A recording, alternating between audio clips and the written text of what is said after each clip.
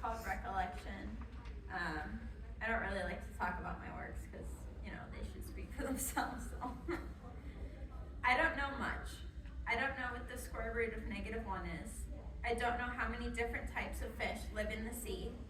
I don't know all the words to Bohemian Rhapsody. I don't know why the sky is blue and the grass green. But what I do know is your smile makes butterflies in my stomach awake from their slumber. I know your voice is like Chopin's symphonies. I know your laughter satiates my deepest hunger. I know your beauty sprouts the peonies. I know when you speak, poetry comes out. I know when you cry, the world crumbles down. I know when you're angry, I too will shout. I know when you're happy, the earth skips around. I may not know much, hardly anything at all, but I know that I like you, and that's nothing to recall.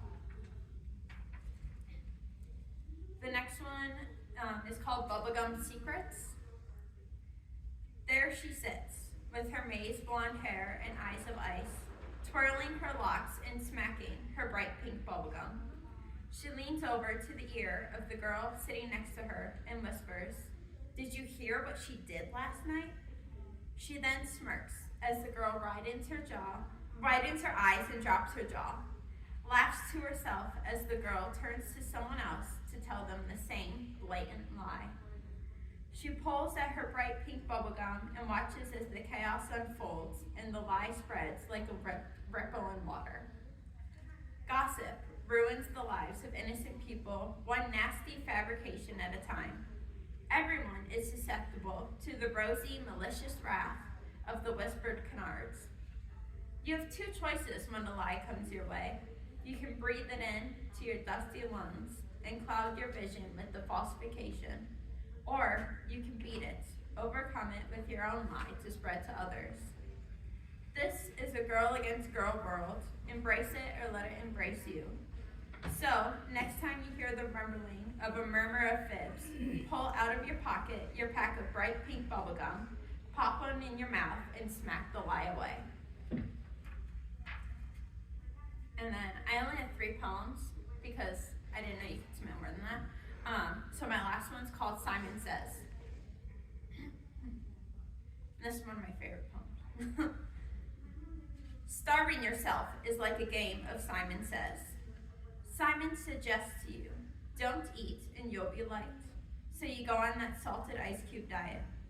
The hunger overwhelms you, encompasses you like an agonizing itch that won't go away. But that diet is supposed to work, Simon said. Simon tells you, run 10 miles, go on, keep pushing yourself.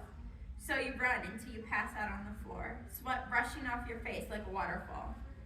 When you're finished laying there, and the breath has been restored in your lungs, you move on to sit-ups. With every up and down, it feels as if your stomach is shrinking. It tightens in pain, but you ignore it, because that means you're losing weight. Simon commands to you, 100 is a scary number, stay away from it. So you weigh yourself habitually to keep the number down. The scale intimidates you, as if you're standing before a lion looking it straight in the eyes. Your foot quivers as you lift it up to step onto the scale. When your entire weight is on it, you hold your breath as the number begins to generate. Maybe holding your breath will make your weight smaller? A nurse told you once to stand very still on a scale when you were younger. But now you stand there, still as stone, in hope of not tainting the results. Fail to do what Simon says? Well, that's not very obedient of you. You really ate that burger last night? Simon doesn't approve. Simon didn't say, throw it up or he'll make you pay. Simon is your friend, but if you do not listen, he will carve out your insides and make them into a necklace for you to wear all day to remind yourself of your failure. Simon wants you to be skinny, skinny to the bone. Simon wants you to be happy. He screams at you. You'll be happy if you are skinny. So you choke up the food and stomach the pain. If you do as Simon says, you'll live a happy life. You'll be accepted by society, and you will love yourself. So do it. Starve yourself. Simon fucking says. Thank you.